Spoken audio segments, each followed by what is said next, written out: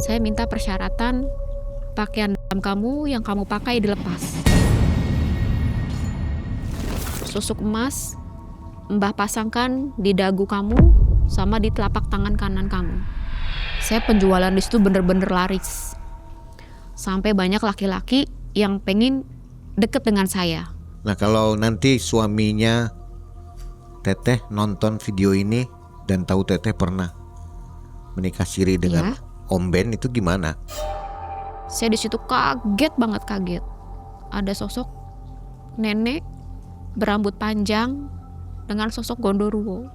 Sampai dia tuh bener-bener mau nidin saya pun mau bangun itu nggak bisa. Sosok gondoruo itu selalu bolak-balik di hadapan saya. Saya kasihan ke anak-anak saya. Saya nggak mau anak-anak saya sampai nantinya terpuruk dengan tingkah laku saya yang salah. Selamat malam Kak, aku mau pesen bakmi sama cafe latte 1 ya. Oke, boleh. Ditunggu ya Kak. Ya, terima kasih.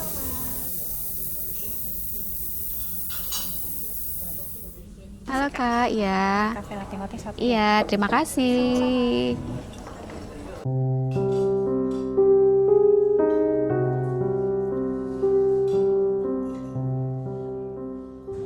Debus melaju pada dinginnya malam yang tenang di sebuah coffee shop tengah kota untuk menemui Teh Mona yang tampak menahan sendu akibat dari memakai susuk emas pemikat orang. Kehidupan yang awalnya nyaman dan sederhana berubah jadi petaka karena utang yang berbunga. Bil, Ya. ini kayaknya udah deket deh, soalnya di Maps 1 menit lagi nih. Oh iya sih, emang dekat-dekat sini Gi. Mbak Bila, saya sudah sampai ya. Tadi di tempat yang sudah saya kirim Sherlock. Saya gemetaran banget nih Mbak, sudah gak sabar mau menceritakan pengalaman saya. Oke, tenang Teh. Nanti kita bahas pelan-pelan ya di sana. Ini juga aku udah deket sih Teh. Ditunggu ya. Mona. Hai Mbak Bila. Halo, saya duduk sini ya. Ya boleh. Jadi kenapa sih waktu itu Teh Mona ini tuh pengen pasang susuk? Ya tahun 2018 itu aku terlilit hutang Mbak Bila. Jadi aku memberanikan diri untuk pasang susuk dan aku bekerja sebagai SPG kosmetik. Terus siapa yang nyaranin atau nawarin buat pasang susuk itu? Teman kerja aku Mbak Bila. Sampai aku juga masih gemetaran sih buat ngeceritain ini, sampai gak sabar deh buat cerita ke Mang Ai. Ya udah kalau gitu selesai dulu makannya, udah gitu kita langsung ngobrol sama Mang E ya. Oke Mbak Bila. Oke, silakan.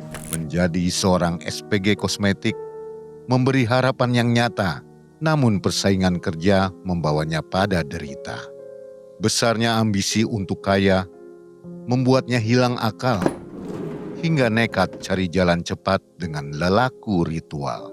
Pemasangan susuk emas dijadikan asian pilihan dengan pakaian dalam menjadi media penguatnya. Pria-pria mulai tergoda oleh pancaran pesonanya yang turut menarik bangsa goib jadi suka kepadanya. Sosok genderuwo terus datang mendampingi hidupnya dan justru membawa petaka besar bagi hidup Teh Mona.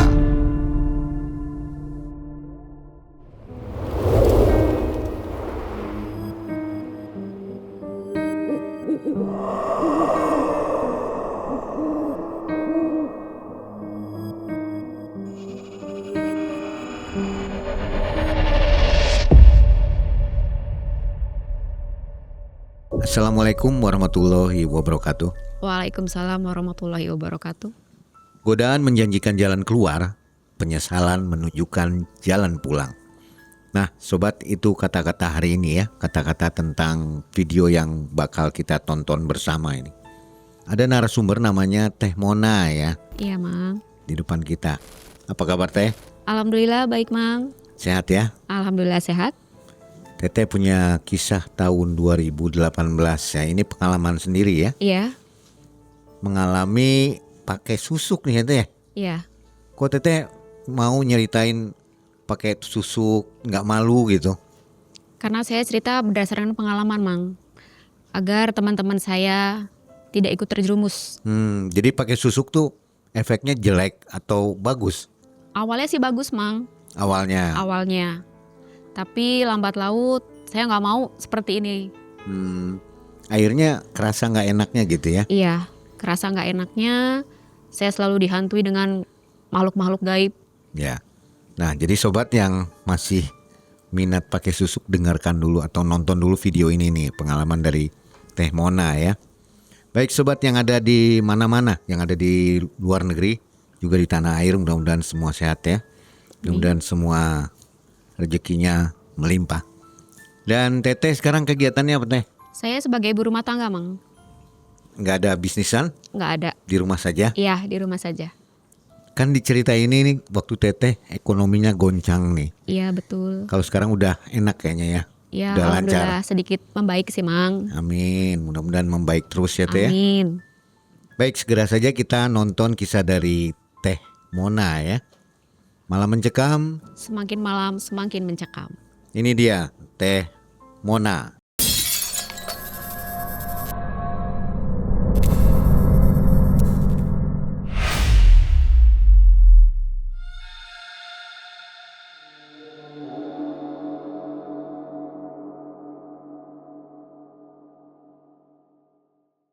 Begini Mang Ai, pada tahun 2018 ekonomi saya mengalami sangat sulit.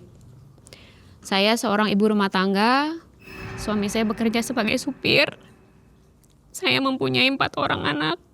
Awal dari masalah ekonomi saya terlilit hutang, Mang. Berarti itu udah menikah berapa lama?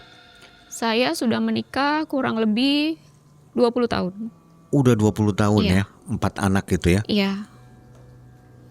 Akhirnya saya ada yang menawarkan gitu, Bang.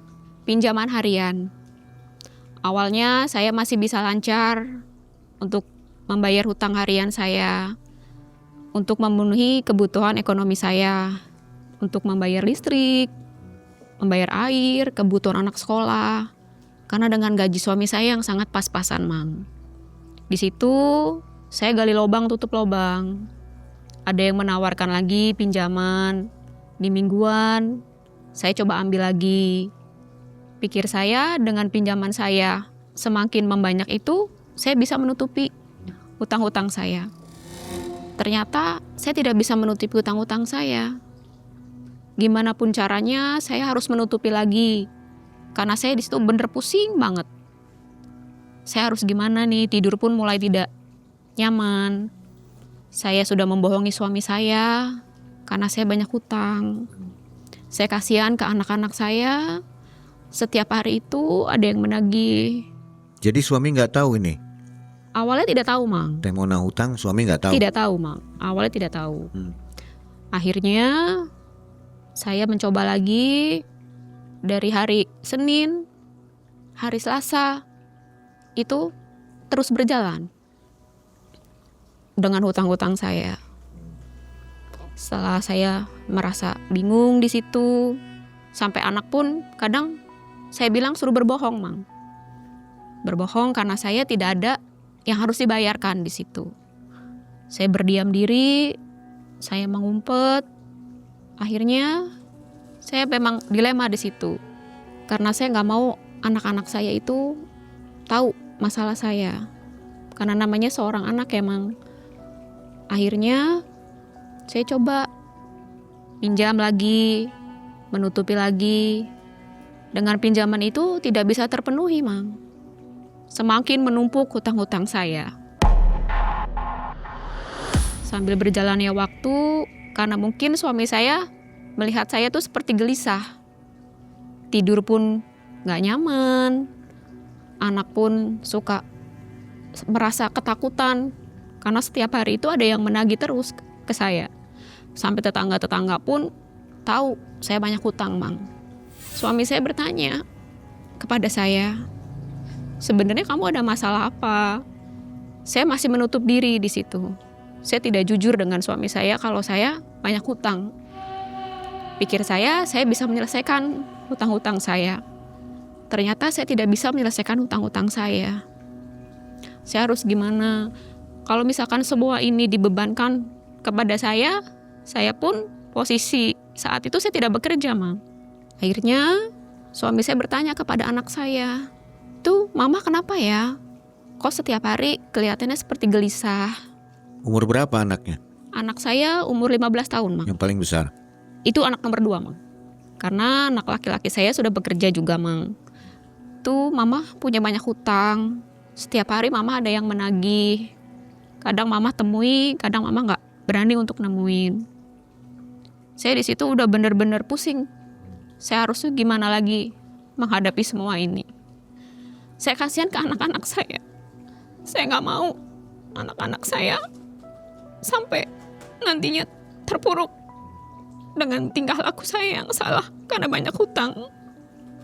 Saya dilema di situ. Saya nggak tahu harus berbuat apa. Masalah hutang pribadi saya belum selesai. Saya kena masalah lagi. Anak pertama saya itu menjalin hubungan dengan seorang wanita yang berbeda agama. Ini anak yang paling besar. Paling besar. Umurnya anak pertama berapa? saya. Umur 19 tahun. Setelah itu, bagi saya hubungan dengan siapapun baik saja. Maupun itu beda agama atau apa, saya rasa semua agama itu baik. Cuman yang saya kaget itu, kok anak saya tahu-tahu membantah.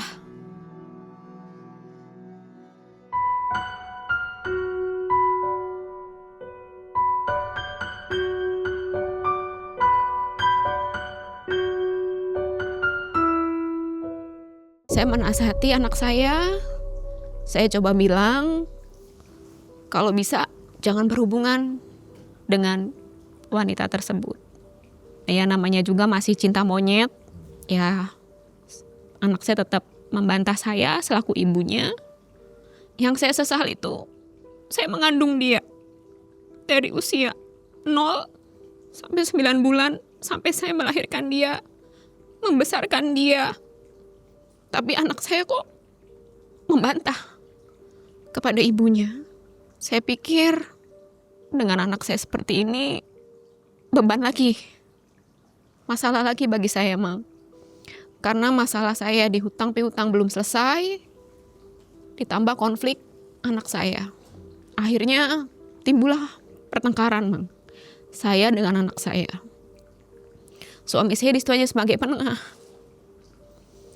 Anak saya pergi dari rumah. Dia berkemas baju-bajunya. Dia pergi dari rumah meninggalkan saya selaku orang tuanya dan adik-adiknya. Saya terpukul di situ. Akhirnya saya coba ngobrol dengan suami saya. Saya bilang, saya minta izin. Saya mau izin kerja. Saya bilang seperti itu. Emang kamu mau kerja apa? Saya mau kerja. Coba nanti saya menghubungi teman-teman sekolah saya.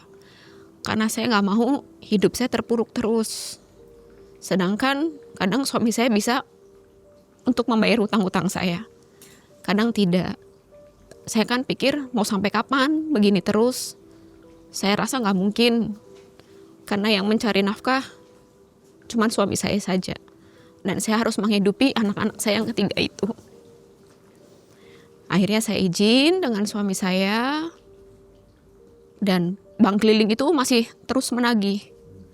Karena proses pembayarannya belum selesai. Saya hanya bisa menjanjikan, saya temui, saya niat membayar ada, tapi saya minta waktu. Karena penghasilan suami saya masih pas-pasan. Tapi niat membayar saya ada. Saya hanya minta waktu saja. Setelah saya mendapat izin kerja, tetap teman para penagih tetap masih berdatangan. Saya cuman terpuruk, saya memikirkan badan saya sendiri, memikirkan anak saya. Pusing saya di situ. Akhirnya setelah saya dapat izin suami, saya coba kontak teman sekolah saya. Teman SMP, SMA saya itu. Saya coba cari, saya hubungi. Setelah saya hubungi itu, si Jo itu merespon saya. Saya cerita, saya minta ketemu nih. Saya ada masalah. Sampai Jo pun kaget. Tumben sih, kamu hubungin saya. Ada apa? Saya bilang, saya butuh kerjaan. Karena ekonomi saya sedang tidak baik-baik saja. Saya terlilit hutang, anak saya pergi dari rumah. Gimana pun caranya, saya harus menyelesaikan hutang-hutang saya. Akhirnya Joe merekomendasikan saya untuk bekerja sebagai SPG kosmetik. Saya izin lagi ke suami, apakah boleh saya bekerja sebagai SPG kosmetik? Dan suami saya bilang, selagi itu kerjaan yang kamu mau, bisa menutupi hutang-hutang kamu, saya izinkan kamu untuk bekerja. Jadi saya bikin lamaran di situ. Saya konteks lagi Joe. Suami saya mengizinkan, saya bilang seperti itu. Akhirnya 2 hari kemudian saya bertemu dengan manajernya Joe. Bener mau kerja, kerjaan ini sistemnya mobile. Dan sehari itu harus mencapai target. Dengan ada gaji bulanan juga. Tapi kalau targetnya tidak mencukupi ya gaji bulanan gak sesuai. Akhirnya saya karena niat saya, ambisi saya harus bekerja, saya harus menutupi hutang-hutang saya satu persatu. 2 hari kemudiannya saya diterima. Saya dipanggil oleh manajernya Joe. Setelah dipanggil, saya mobile. Dari pasar ke pasar, saya harus menjalani kerjaan sebagai SPG kosmetik. Hari pertama saya lalui. Pas briefing itu, kalau bisa sesuai target ya. Saya pikir saya bisa. Dari pasar ke pasar dengan tim yang lain. Hari pertama saya hanya laku penjualan dapat 150.000. Turun lagi ke pasar lain. Dapat lagi 100.000. Itu dari pagi sampai sore? Dari pagi sampai sore. Akhirnya hari itu hanya dapat 250.000. Sedangkan target sehari itu 500.000. Akhirnya saya absen lagi ke kantor. Karena tidak memenuhi target. Coba lagi, saya di briefing lagi. Esoknya saya berangkat lagi bekerja. Suami juga sempat tanya sih, awal saya kerja gimana, nyaman enggak? Ya saya bilang, selagi saya mampu, saya jalanin, nyaman, saya jalani. Karena saya bekerja untuk memenuhi kebutuhan di rumah juga, membantu perekonomian di rumah. Akhirnya hari berikutnya saya berangkat lagi. Tetap omset saya cuma 250.000. Saya berpikir kayaknya nggak mungkin deh seperti ini terus. Kalau misalkan saya tidak sesuai target, nanti saya terima gaji berapa? Sedangkan ada hutang harian yang harus saya bayar. Ada hutang mingguan yang harus saya bayar. Ada anak yang nunggu di rumah agar saya ada hasilnya. Itu kalau boleh tahu total hutangnya berapa teh? Total hutangnya dari harian dan mingguan itu kalau di-include sampai 5 juta. Itu udah bikin pusing ya? Iya, udah bikin pusing. Hari berikutnya saya bekerja lagi. Tetap sama. Omset saya kadang dapat omset, target. Sampai pernah mengalami tidak ada penjualan yang laku. Saya pulang ke kantor itu dengan masih utuh membawa barang-barang yang dari kantor. Sampai saya dipanggil lagi oleh atasan saya, kenapa penjualan bulan ini kamu sangat jelek? Kamu mampu nggak untuk bekerja? Saya bilang, saya mampu. Namanya juga awal bekerja, mungkin butuh proses. Jadi saya pikir, saya jalani Mang. Setelah jalani, bulan berikutnya saya itu di situ dapat gaji minus. Karena tidak sesuai target. Saya coba bulan berikutnya, saya hari pertama itu masih sama. Penjualan semakin merosot, hanya dapat 150 lagi, kadang dapat 200.000. Hari demi hari di bulan itu saya benar-benar terpuruk lagi.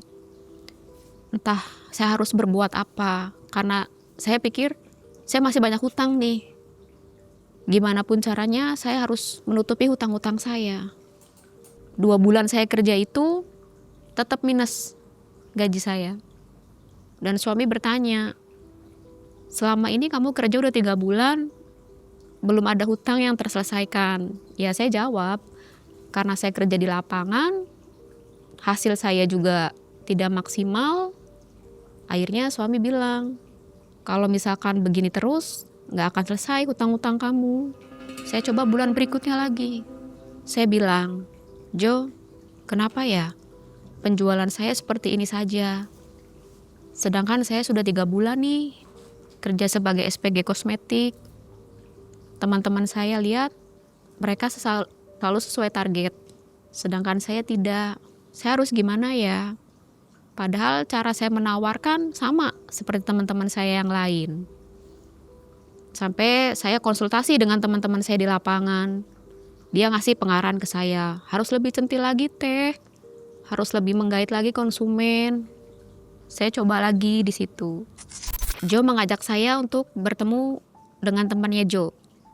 Saya dibawa ke tempat hiburan malam. Saya sempat kaget di situ.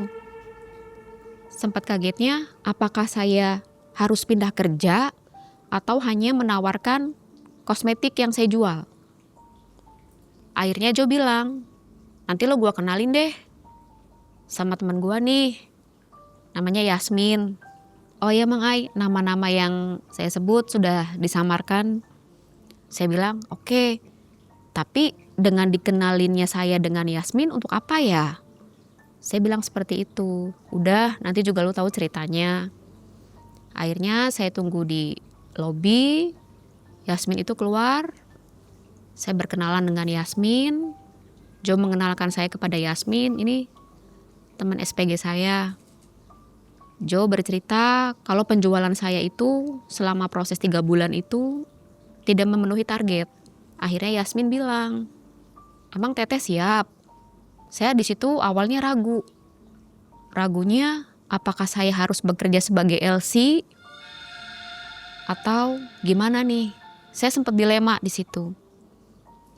Setelah itu Yasmin bilang, ya udah Teh, kalau Teteh mau, nanti Kamis lagi Teteh ikut saya ya. Saya kaget dong di situ. Saya mau dibawa kemana nih? Udah pokoknya Teteh ikut saya. Supaya jualan Teteh itu selalu mencapai target, laris terus. Saya tanpa berpikir panjang. Keesokan harinya saya izin dengan suami saya. Saya ada event nih di luar kota. Karena pikir saya mau pergi dengan Yasmin. Akhirnya di Kamis lagi itu saya pergi dengan Yasmin. Yasmin membawa saya itu ke daerah Kuningan. Perjalanan itu malam. Sampai saya pun ini mau kemana ya? Udah udara malam kan seperti apa itu, angin kenceng. Terus juga lampu kanan kiri juga gelap. Ngelewatin hutan-hutan seperti itu. Di situ saya sempat berpikir, apa sih saya harus gimana ini? Saya sempat bingung juga. Cuman saya di pikiran saya gimana pun caranya agar hutang-hutang saya selesai. Tibalah di sebuah gubuk yang suara binatang malam itu kan seperti apa bunyinya. Saya sempat ketakutan juga dibawa ke gubuk itu. Saya harus gimana nih? Akhirnya Yasmin mengetuk pintu. Keluarlah sosok Mbah. Saya di situ dipersilakan masuk. Saya diperkenalkan oleh si Mbah. Saya disuruh duduk di situ. Dan Mbah menanyakan, kamu sudah siap dengan apa yang Mbah minta? Saya bilang, maksudnya gimana ya Mbah? Karena saya baru pertama kali ke sini. Kamu mau kan kerjaan kamu sukses, punya banyak uang? Saya pikir mau. Dan Mbah bilang, apa yang kamu bawa? Saya nggak bawa apa-apa Mbah. Saya cuma bawa badan saya. Karena saya kesini diajakin oleh Yasmin. Kamu mau jalur cepat atau mau jalur lambat? Saya kaget di situ Mang. Maksud dari jalur cepat ini apa? Ya nanti kalau kamu siap, kamu siapkan mahar sebesar 500.000. Di situ memang saya tidak punya uang sama sekali. Akhirnya Yasmin meminjamkan uang kepada saya untuk memenuhi mahar yang Mbah minta. Saya itu duduk di tempat Mbah itu sudah ada berupa gentong, dan gentong itu di pinggir-pinggirnya itu sudah ada bunga-bunganya gitu, ada air bunganya juga. Dan Mbah bilang, saya minta persyaratan pakaian dalam kamu yang kamu pakai dilepas. Saya sempat kaget di situ.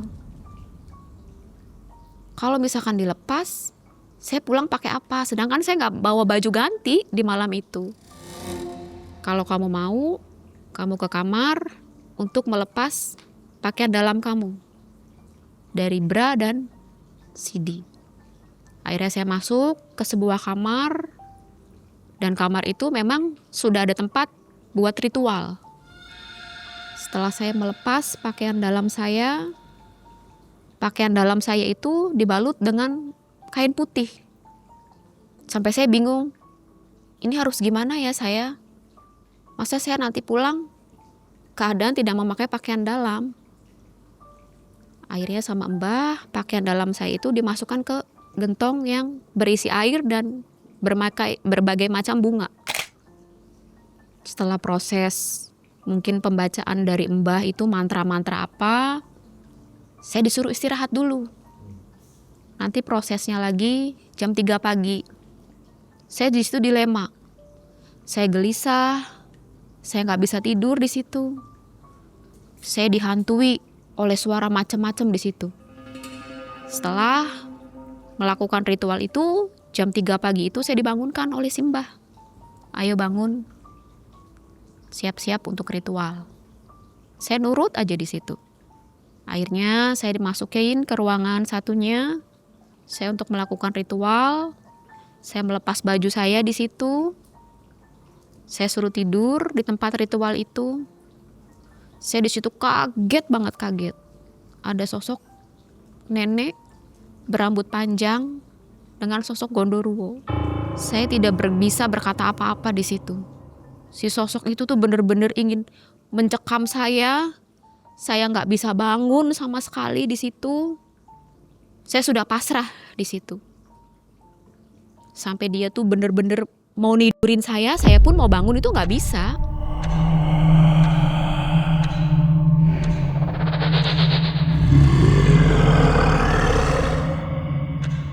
Setelah proses pemandian selesai, dari ujung kepala sampai ujung kaki, saya suruh ganti. Akhirnya tetap si sosok Gondoro itu seolah-olah mengikuti saya. Beban banget saya di situ. Berat banget rasanya. Ada rasa ketakutan juga saya di situ. Kok sampai seperti ini ya? Karena niat saya, udahlah mau gimana lagi? Saya sudah ngikutin apa yang Mbah minta. Setelah dimandikan, saya masih menggunakan pakaian saya yang saya pakai saat datang ke Mbah. Saya didudukin lagi sama Mbah, berhadap-hadapan. Si sosok itu tetap menempel ke saya. Pundak saya itu terasa berat sekali rasanya. Entah apa yang terjadi, ya udahlah. Mbah bilang, kamu sudah siap? Saya bilang siap. Kalau mau, Mbah pasangkan 2 susuk. Saya kaget di situ. Susuk apa yang Mbah maksud? Susuk emas Mbah pasangkan di dagu kamu sama di telapak tangan kanan kamu. Sudah siap? Siap. Jadi kata Mbah, di dagu itu sebagai pemanis kamu. Di tangan itu agar kamu mencari konsumen itu mudah. Menawarkan produk kamu itu mudah. Akhirnya melakukan ritual itu. Dan Mbah bilang, selama proses kamu masih menjadi anak buah Mbah, tidak ada sama sekali makanan yang dipantang. Tapi kamu harus siap membawa persyaratan di Kamis Legi itu. Apa yang Mbah minta, apa yang sosok makhluk halus Mbah minta itu kamu harus siap. Karena saya ingin sukses, saya jawab siap.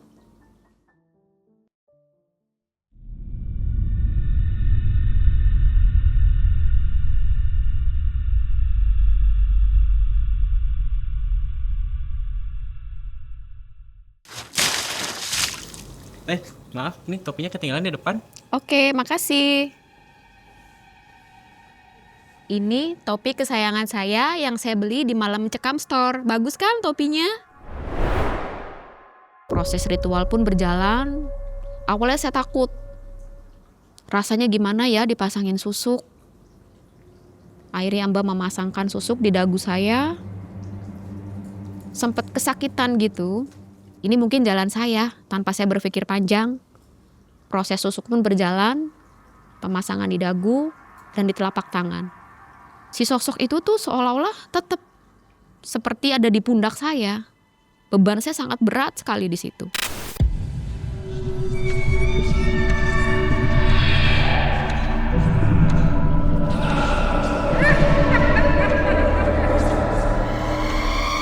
Dan Mbah minta, setiap malam Kamis Legi kamu harus datang ke sini dengan membawa pakaian dalam kamu yang sudah dipakai. Dengan warna-warna yang Mbah minta. Saya sempat bertanya, pakaian daleman saya ini nanti untuk siapa Mbah? Ya nanti untuk sosok yang mendampingkan kamu. Saya di situ dengan polos, saya jawab siap saja. Proses ritual saya selesai. Setelah itu, Mbah bercerita, sampai nanti kamu membawa pakaian dalam kamu yang kamu pakai, jangan lupa nanti membeli bunga kantil 1 pasang. Saya bilang di situ siap juga. Tanpa saya berpikir panjang itu nanti nyarinya di mana, susah apa enggak. Akhirnya saya pulang tuh dengan Yasmin. Saya pulang itu dengan badan saya ya yang saya pakai saja, yang enggak pakaian dalam gitu. Pulang. Suami saya pun pas pulang itu sempat curiga. Kamu dari mana sih? Kok nggak bilang ada event di luar kota sampai nginep? Saya bilang ya namanya juga event dadakan, saya bilang begitu. Akhirnya keesokan harinya saya coba bekerja lagi. Saya menawarkan lagi, mau buy lagi saya di situ. Hari pertama saya bisa mencapai target. 500.000 saya dapat. Hari kedua dapat lagi 650.000. Hari ketiga meningkat. Hari demi hari selalu meningkat. Sampai saya pun gaji itu selalu dapat bonus.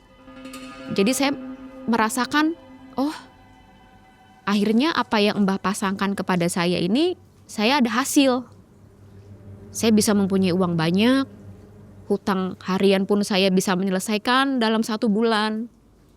Bulan berikutnya saya menyelesaikan lagi hutang mingguan saya. Kebutuhan anak-anak pun terpenuhi. Proses lagi, saya ritual lagi ke Mbah. Karena Mbah minta setiap Kamis Legi itu saya datang ke Mbah. Dengan membawa kostum yang Mbah minta. Akhirnya saya datang lagi ke Mbah. Membawa persyaratan itu dengan sepasang bunga kantil. Saya waktu itu mencari bunga kantil itu di kios-kios kembang seperti itu. Saya beli, saya bawa ke Mbah.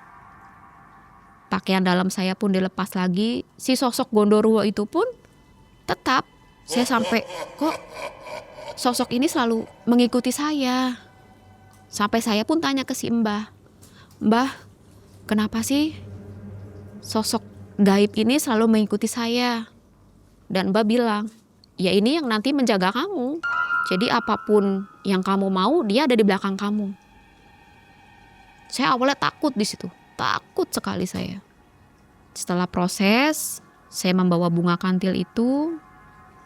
Sosok Gondoruo itu selalu bolak-balik di hadapan saya. Karena Mbak bilang, kamu gak usah takut. Dia yang menjaga kamu. Ya saya sudah ada kata-kata dari Mbak seperti itu. Saya gak ngerasa takut. Setiap bulan itu saya membawa perlengkapan saya yang Mbah minta. Saya penuhi. Proses berjalan lancar, muncullah sosok nenek-nenek itu lagi. Tapi dia tuh gak pernah berkata apa-apa ke saya. Setiap saya bercermin, cuman lewat. Saya masih merinding di situ. Tapi kalau misalkan ini memang yang melindungi saya, makhluk gaib yang Mbah kirimkan untuk menjaga saya, mau gimana lagi?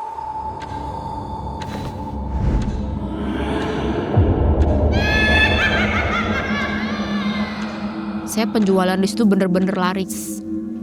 Sampai banyak laki-laki yang pengen deket dengan saya. Dengan membeli produk saya tanpa basa-basi menawarkan ke laki-laki tersebut. Lancar. Tidak ada hambatan.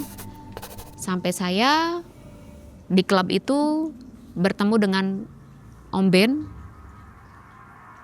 Dia itu langganan saya yang selalu membeli produk saya. Sampai dia, ya saya cerita, kenapa kamu kerja? Ya saya bilang, ya untuk memenuhi kebutuhan di rumah. Om Ben mendengarkan keluh kesah saya. Akhirnya saya menjalin hubungan dengan Om Ben. Apapun fasilitas yang saya butuhkan selalu Om Ben penuhi. Dari yang saya tadinya motor butut, sampai punya motor bagusnya. Fasilitas apa yang kamu butuhkan? Kamu perlu apa? Orang tua kamu seperti apa? Akhirnya keesokan harinya saya mengajak Om Ben untuk menemui ibu saya. Karena ibu saya itu posisi rumahnya masih ngontrak. Jualan di pasar pun masih emper. Di pinggir jalan begitu, di depan ruko seperti itu. Akhirnya Om Ben bilang, kalau kamu mau, carilah kios buat ibu kamu. Agar dia gak kepanasan, gak kehujanan. Saya akhirnya ngobrol kan di situ dengan Om Ben, dengan ibu saya. Dan ibu saya bilang, oh ini Om Ben yang Mona ceritakan. Iya Bu, betul. Ibu jualan apa? Ya ini saya cuma jualan sembako. Cuman ya saya masih belum punya lapak. Saya hanya buka tutup meja saja di pinggiran ruko-ruko orang. Akhirnya di situ Om Ben langsung spontan menawarkan, kalau ibu memang mau terus berjualan, gimana kalau ambil kios? Ibu saya di situ saling pandang-pandang ke saya. Loh, Kon, ini baru kenal. Sampai menawarkan ibu harus buka kios. Dan Om Ben bilang, selagi ibu mau, saya fasilitasi. Yang penting ibu nyaman, tidak kehujanan, tidak kepanasan. Ibu saya berpikir panjang di situ. Kalau misalkan tawaran dari Om Ben nggak ibu ambil, ibu juga nggak mungkin jualan terus di pinggir jalan seperti ini. Biar gimana pun dia orang baik, dia sudah baik ke kamu, sudah bisa memenuhi apa yang kamu minta. Akhirnya proses di situ, ibu saya dibelikan kios. Karena ada kios yang mau dijual di situ, ibu saya suruh cari tahu pemiliknya siapa, mau dijual berapa. Tanpa berpikir panjang, sehari 2 hari saya kontak ke Om Ben. Kalau kios buat ibu sudah dapet dengan nominal 35 juta. Tanpa berpikir panjang lagi, Om Ben itu langsung transfer ke saya. Saya pikir di situ seneng banget dong. Ibu saya difasilitasi. Saya difasilitasi mobil. Pokoknya kehidupan saya di situ benar-benar luar biasa lah. Tetap ada kecemburuan sosial di teman-teman saya dengan perubahan hidup saya yang drastis. Hebat ya, sekarang penjualannya selalu dapat bonus terus. Targetnya juga terpenuhi. Teman-teman saya di situ curiga. Sangkain saya pasang apa gitu. Ya saya tetap merahasiakan. Saya pun ke suami tidak bilang kalau saya pasang susuk. Saya sempat cerita ke ibu saya, hanya ibu saya yang tahu kalau saya pasang susuk. Om Ben berkunjung lagi ke rumah ibu saya. Sempat lihat rumah ibu saya itu bocor. Sebenarnya ibu saya masih ngontrak di situ. Tiap tahun ibu saya harus bayar kontrakan, menyisihkan dari keuntungan penjualan. Karena Om Ben bener-bener serius dengan saya, menawarkan lagi di situ Om Ben. Gimana Mon, kalau ibu kamu saya belikan rumah. Coba tolonglah cari rumah. Gak harus besar, kira-kira ibu kamu itu gak kehujanan. Tiap tahun juga gak harus bayar kontrakan. Saya tanya lagi dong ke Om Ben. Ini serius? Mau gak beliin ibu saya rumah? Kapan saya pernah bohong? Ruko saya sudah fasilitasi.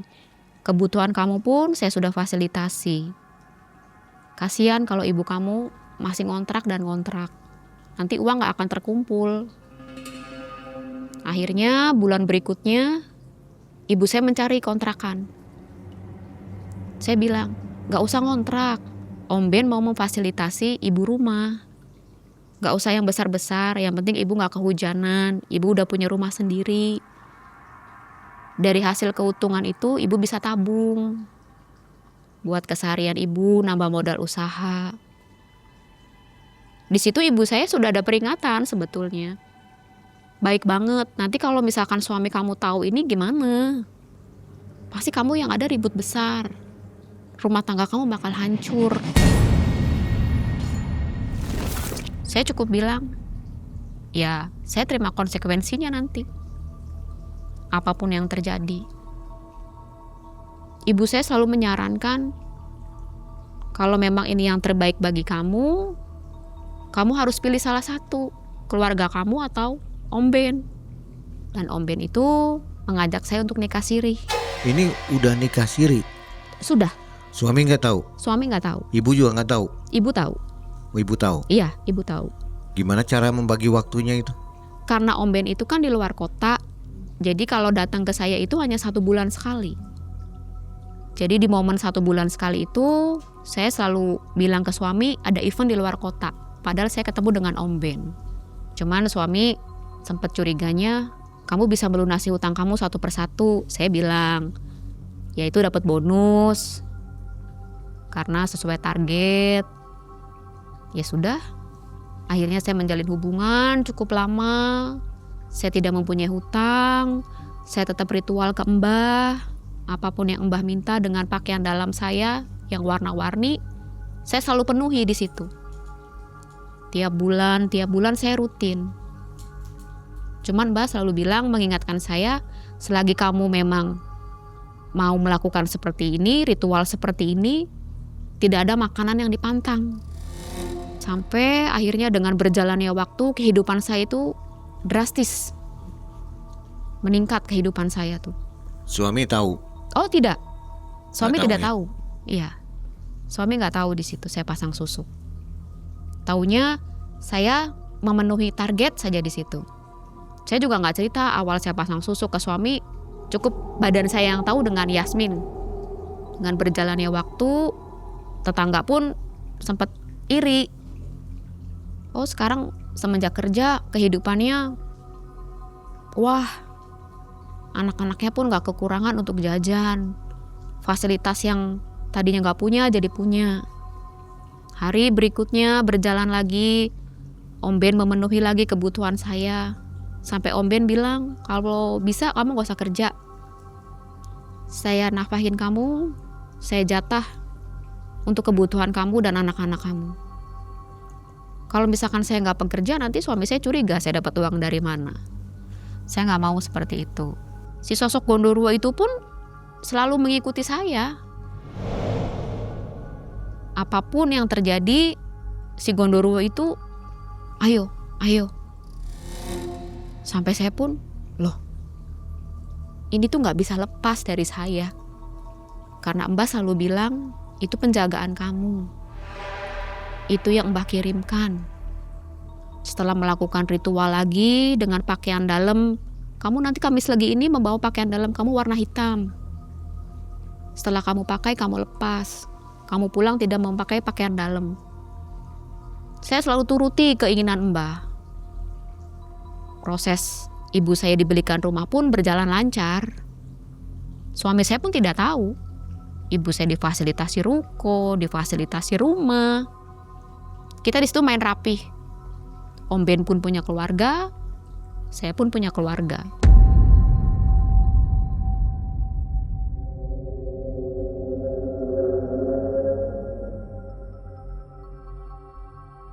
Akhirnya setahun, 2 tahun, saya mengalami nikmat lah. Proses saya tuh bener-bener fantastis di situ. Saya sempat mikir, kalau misalkan saya begini terus, nanti ke depannya seperti apa lagi ya? Saya kasihan ke anak-anak saya. Saya nggak boleh bekerja di situ. Kamu udah berhenti kerja. Selalu Om Ben bilang begitu. Udah Mon, kamu jangan kerja, capek. Om pasti ngasih fasilitas yang kamu mau, apa lagi. Sampai lelaki pun banyak yang ingin dekat saya dengan iming-iming fasilitas yang lain. Karena saya sudah prinsip, saya nyaman nih dengan Om Ben. Belum tentu nanti saya berpaling, timbulnya acak-acakan. Saya jalanin proses dengan Om Ben. Setelah saya jalani hari demi hari, saya ritual lagi ke Mbah. Saya bercermin di situ. Muncullah sekelebatan seorang nenek-nenek itu. Tapi dia nggak pernah menampakkan untuk saya bikin takut atau apa. Sampai saya pernah kelewat tidak melakukan ritual ke Mbah. Karena saking asiknya saya, dilemanya saya nggak datang ke Mbah. Saya selalu bilang ke Yasmin, saya sibuk. Bulan ini ada Kamis Legi, tapi saya melewati untuk datang ke Mbah. Dan Yasmin bilang, kalau bisa Simon, bulan berikutnya kamu datang ke Mbah. Biar gimana pun, Mbah guru spiritual kamu. Ya kalau saya nggak lupa, saya bilang begitu. Dengan penjualan produk saya masuk ke tempat hiburan malam itu selalu meningkat. Sampai teman-teman saya tuh, hebat ya Mon lo sekarang, pasang susuk ya lo apa gitu. Saya enggak kok, saya bilang begitu. Saya nggak ke Mbah, saya tidur, istirahat. Suami saya selalu tanya, gimana penjualan kamu? Alhamdulillah lancar. Ya syukurlah. Saya di situ tidur. Tidur itu badan saya merasa dingin. Gelisah ada. Si sosok Gondoruo ini seolah-olah memang memeluk saya dari belakang. Tanpa saya sadari memang badan saya itu berat sekali. Untuk melangkah apapun badan saya berat.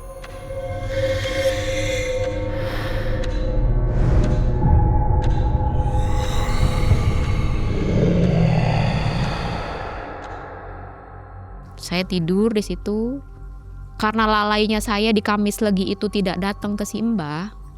Saya lagi enak-enaknya istirahat itu dengan suami saya sedang tidur. Tengah malam itu saya bangun.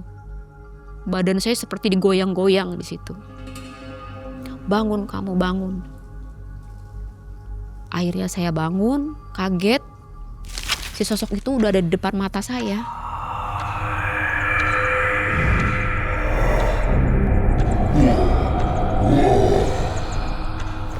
Saya nggak kuat lagi di situ. Suami saya bangun juga, menanyakan, kamu kenapa sih? Mimpi apa? Saya nggak bilang dong ada sosok Gondoruo di depan saya. Enggak, mungkin karena saya kecapean. Saya kurang istirahat. Jadi tidur pun nggak nyenyak, nggak nyaman. Saya di situ udah bener-bener ketakutan. Karena saya memang melanggar di Kamis Legi itu saya nggak datang ke Mbah. Peringatan pertama itu. Keesokan harinya saya bercermin. Dan suami saya pun menanyakan, kamu sakit tadi malam? Saya bilang enggak kok ya, saya nggak sakit. Cuman mungkin karena saya kecapean, jadi saya mimpi buruk. Setelah saya bercermin, tetaplah muncul nenek-nenek itu. Tapi dia tidak ada interaksi ke saya, hanya sebatas menampakkan saja. Saya berangkat lagi kerja seperti hari-hari biasa. Bulan berikutnya saya lalui lagi, sampai saya bertemu lagi dengan Jo. Jo, kehidupan saya sudah enak nih. Saya selalu target terus. Kalau saya ninggalin kerja gimana ya Jo? Soalnya Om Ben minta agar saya tidak kerja lagi. Jo menyarankan kepada saya, kamu harus lanjut kerja. Karena biar gimana pun itu kan hanya sebatas simpanan kamu. Saya bilang lagi, kalau misalkan saya harus melepaskan pekerjaan saya, hidup saya ditanggung dengan Om Ben, nanti suami saya curiga. Saya dapat penghasilan dari mana? Sedangkan saya tidak bekerja, tapi saya selalu ada uang. Sedangkan suami saya gaji pas-pasan. Hari berikutnya, bulan berikutnya, saya selalu dapat WA dari lelaki-lelaki lain yang menanyakan produknya kapan nih ditawarkan. Sampai saya akhirnya hanya menawarkan di ibu-ibu arisan saja. Saya tidak mau bayar lagi dari pasar ke pasar. Jadi saya hanya dipanggil kumpulan di kaum ibu-ibu sosialita untuk menawarkan produk-produk saya. Bulan berikutnya saya nggak datang lagi ke Mbah. Pikir saya udah enak nih. Saya udah nggak usah ngelakuin ritual lagi. Tetap bisikan itu ada setiap malam. Kamu harus ke Mbah. Kamu harus ke Mbah. Sampai saya pun merasa ketakutan. Selalu dapat bisikan seperti itu, ketakutan sekali saya. Dan sosok Gondoruo pun ada di samping kiri saya, kadang di samping kanan saya. Dia selalu minta gendong saya. Saya coba kontraksi lagi sama Yasmin. Saya bilang, saya udah 2 kali nih gak ke Mbah. Karena pikir saya sudahlah. Yakin kamu gak mau ke Mbah lagi? Kamu harus datang ke sana. Saya pikir panjang lagi. Kehidupan saya sudah enak nih. Saya gak mau yang gimana-gimana lagi. Akhirnya Mbah kan selalu mengingatkan saya, selagi kamu masih anak buah saya, apapun makanannya tidak ada yang dipantang.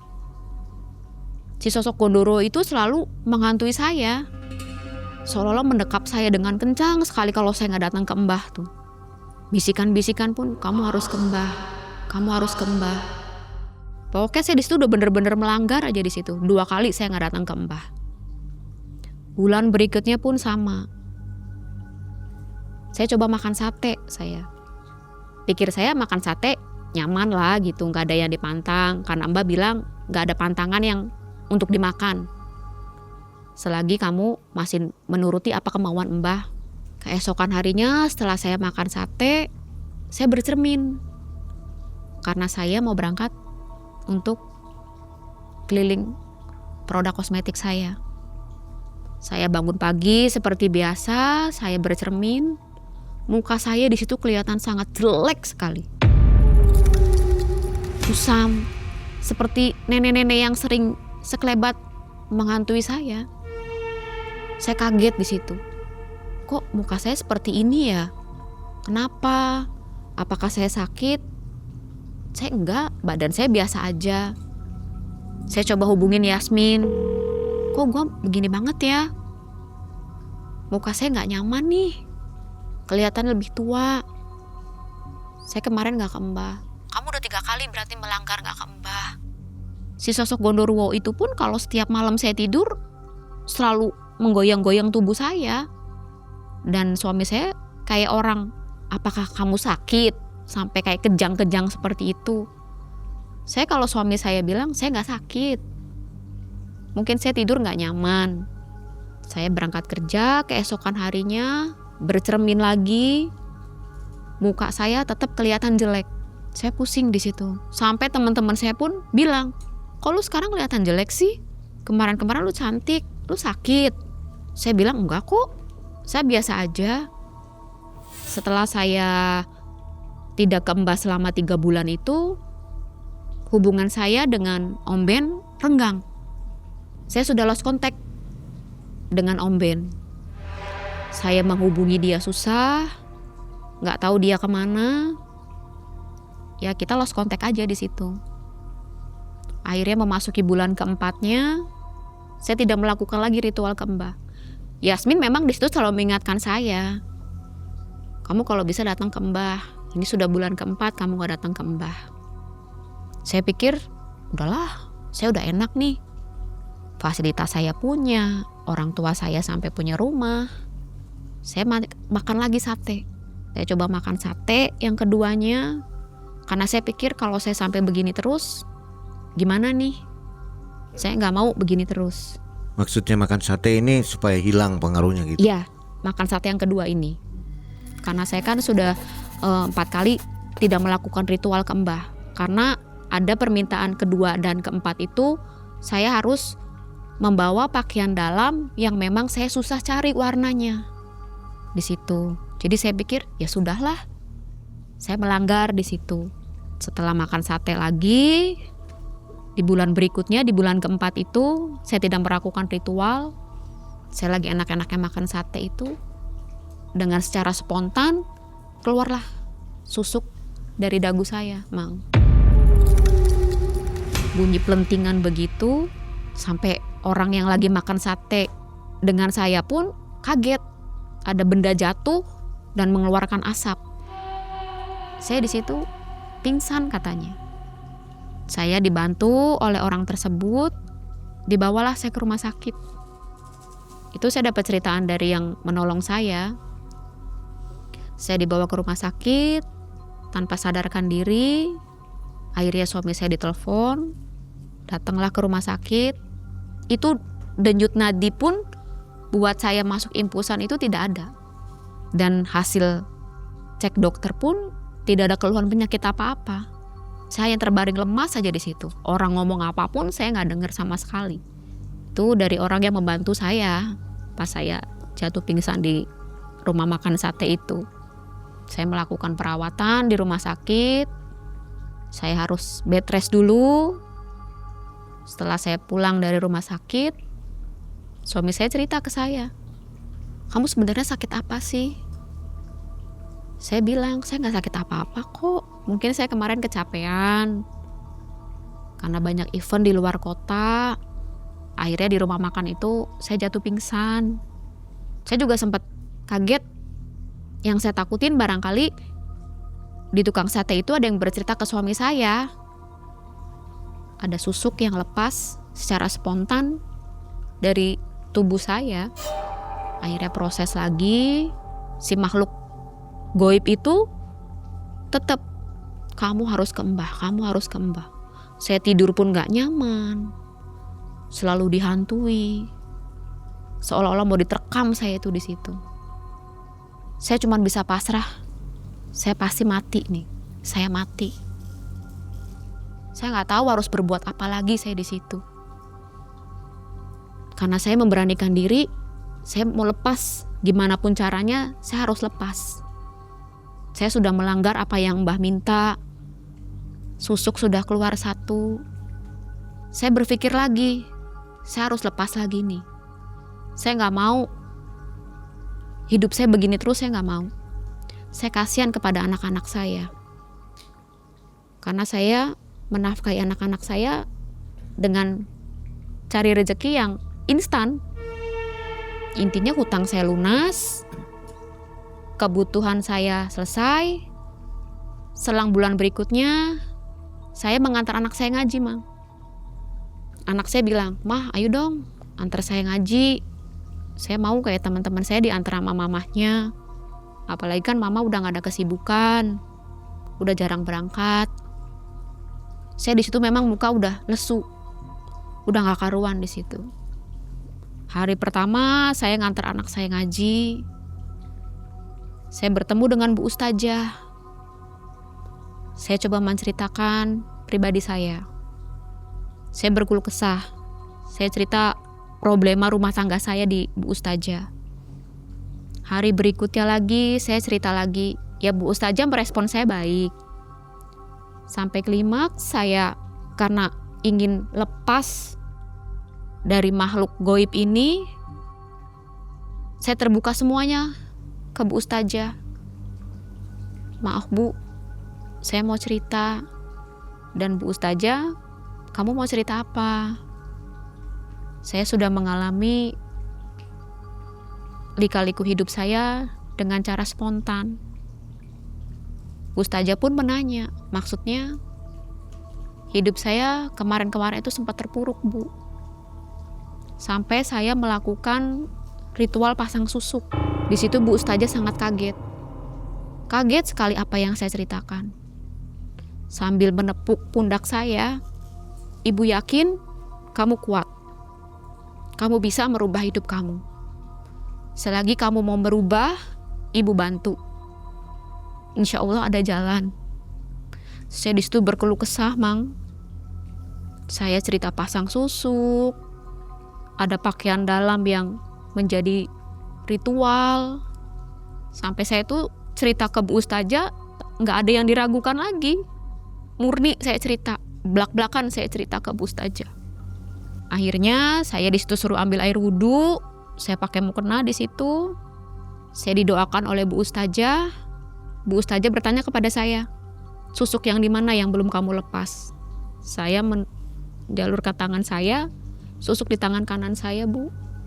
Coba kamu baca Al-Fatihah, Ibu bantu. Kalau misalkan ia keluar dengan kesakitan, kamu teriak. Akhirnya saya di situ diruqyah karena saya ingin nanti bila mana saya meninggal itu dengan keadaan bersih, tanpa ada gangguan-gangguan goib lagi. Saya nggak mau nanti penyesalan ke anak-anak saya. Tangan saya dijulurkan ke Bu Ustazah. Di situ saya ditepak-tepak oleh daun kelor. Susuk yang di tangan saya itu keluar, jatuh di pinggiran badan saya, tetap sama, mengeluarkan asap begitu. Sakit itu luar biasa. Saya nangis senangis-nangisnya di situ karena saya ingin bertobat. Saya mau hidup saya lebih normal lagi. Apapun penghasilan dari suami saya terima. Saya ingin mencari rezeki yang benar-benar diridhoi oleh Allah. Saya nggak akan mengulangi lagi. Karena prosesnya benar-benar sangat, hasilnya fantastis, tapi saya nggak mau. Saya sudah berpikir panjang, bila mana saya meninggal nanti masih saya pasang susuk. Saya takut nanti di alam kuburnya seperti apa. Jadi saya lebih baik hidup normal, hidup apa adanya, dijalani, dinikmati, disyukuri. Dan Bu Ustazah pun menitip pesan kepada saya, jangan kamu ulangi. Karena kita itu umat yang disayangi oleh Allah. Jadi dari situ semua copot ya? Copot. Kalau copot dengan sendirinya nggak bisa ya? Maksudnya dengan makan, melanggar pantangan aja nggak cukup ya? Nggak cukup. Tetap Jadi, harus di ruqyah. Iya, tetap di ruqyah. Itu terakhir saya dibantu oleh Bu Ustazah itu. Kenapa nggak kembali ke yang masangnya? Karena saya waktu itu di bulan ketiga itu si Mbah itu minta pakaian dalam saya itu yang warnanya memang susah dicari. Dari situ saya udahlah nggak usah. Karena kebutuhan saya juga udah terpenuhi. Jadi nggak mau ketemu, maksudnya ketemu lagi untuk mencopot susuknya itu nggak mau ya? Enggak. Nggak mau ke Mbah itu? Iya nggak mau. Jadi saya pengen lepas sendiri itu. Oke. Nah kalau nanti suaminya Teteh nonton video ini dan tahu Teteh pernah menikah siri dengan Om Ben, itu gimana? Ya saya bakal cerita. Apa memang udah tahu? Udah tahu sih Mang. Tapi nggak ibaratnya seperti ini. Jadi tahu awal-awalnya gitu seperti apa gitu. Akhirnya suami saya, oh ya sudah, karena kamu sudah kembali ke jalan yang benar. Jadi mau menceritakan kisah ini di Malam Mencekam, kasih tahu suami dulu, izin dulu nggak? Iya. Boleh katanya? Boleh. Nggak ada masalah ya? Nggak ada, iya. Oke, luar biasa nih suaminya nih. Iya, alhamdulillah Salut masih mau ya. terima saya apa adanya. Amin. Mudah-mudahan jadi samawa ya. Amin. Oke, yang terakhir Teh, apa yang mau disampaikan kepada penonton Malam Mencekam, baik buruknya memasang susuk ini? Singkat aja. Saya rasa lebih baik kita jalani hidup kita dengan sebaik-baiknya tanpa harus melakukan ritual-ritual gaib. Dan jangan main-main Bang Emok ya. Iya, sudah Itu juga cukup. bahaya ya. Jadi efeknya malah kemana-mana nantinya. Iya, Jadi janganlah ya. iya, Jangan Bang Emok, jangan susuk juga begitu. iya betul. Di balik senyum Teh Mona, tak banyak yang tahu betapa berat hidup yang ia jalani. Sebagai SPG kosmetik, ia hanya ingin jualannya laris dan keluarganya kembali baik-baik saja. Namun jalan pintas seringkali terlihat indah di awal, hingga susuk yang ia pilih perlahan mengubah hidupnya menjadi sesuatu yang tak pernah ia bayangkan. Halo Sobat Malam Mencekam, ini waktunya buat sobat semua untuk jadi lebih dekat bersama Malam Mencekam. Ayo gabung membership sekarang juga, cuma dengan 10 ribuan. Kalian bisa dapat akses ke ratusan konten eksklusif. Mulai dari pembuktian ilmu goib, perjalanan dan penelusuran tim Malam Mencekam, sampai momen lebih dekat bersama para narasumber. Dan gak cuma itu, member juga bisa nonton video terbaru lebih awal.